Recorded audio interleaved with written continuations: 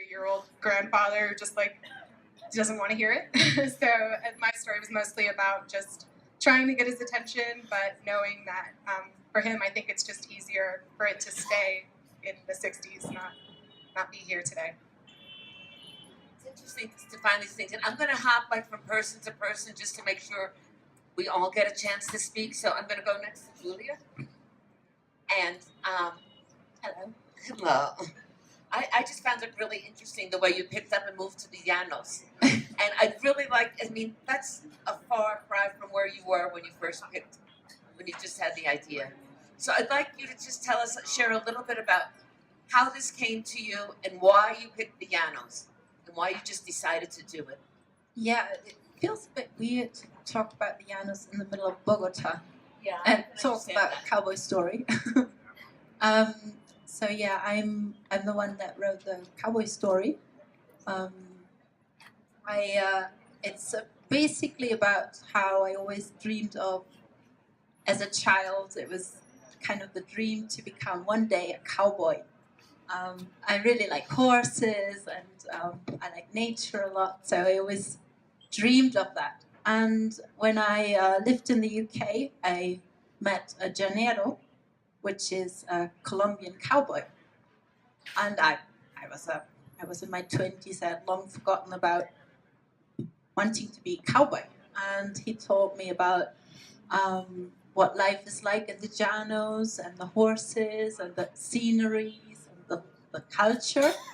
So all those dreams kind of returned from childhood, and the idea became more clear that Colombia turned into a country of cowboys.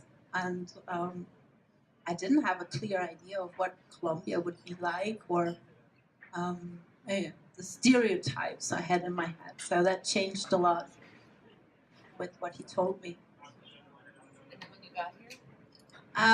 Yeah, it really is cowboy land. And and it fascinated me, and I fell in love with the llanos, and I stayed.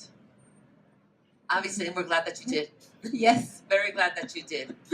So now I'll jump over to Andrea, who talked about small changes.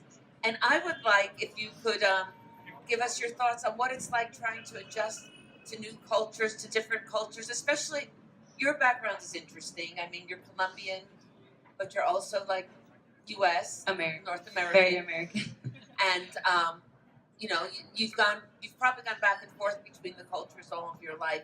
How do you make the adjustments? How do you adapt to different cultures when you go from place to place?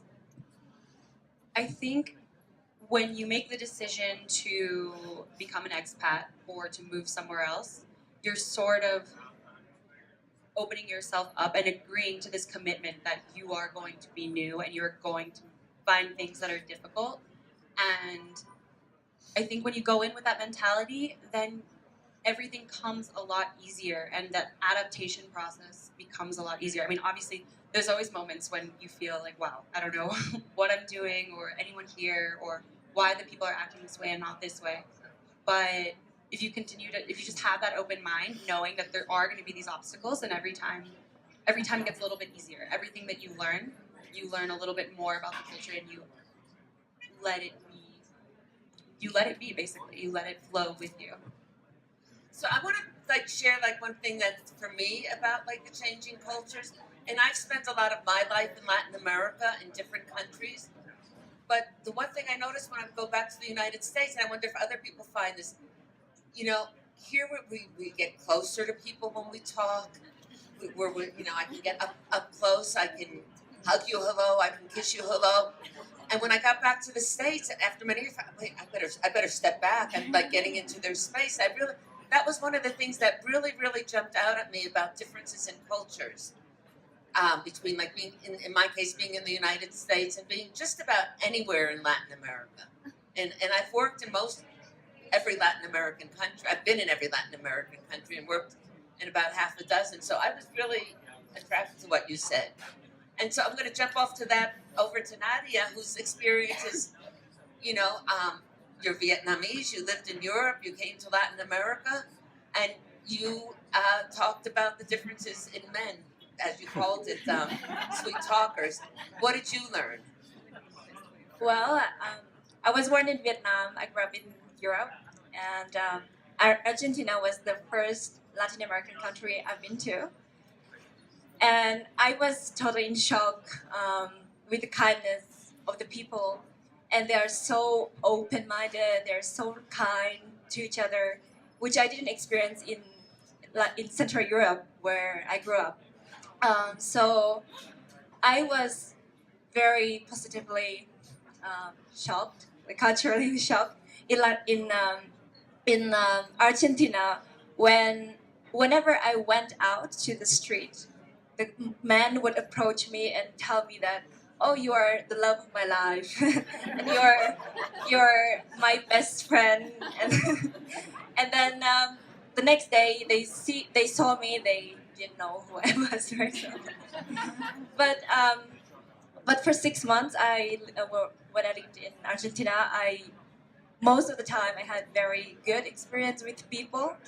Um, and then when I came back to the Czech Republic, I had the reverse culture shock when the first night when I went back to the Czech Republic, I needed to call my roommate to get the key, and no one on the street wanted to lend me their phone. So I was crying at the time because I felt so so upset about it after living in Argentina.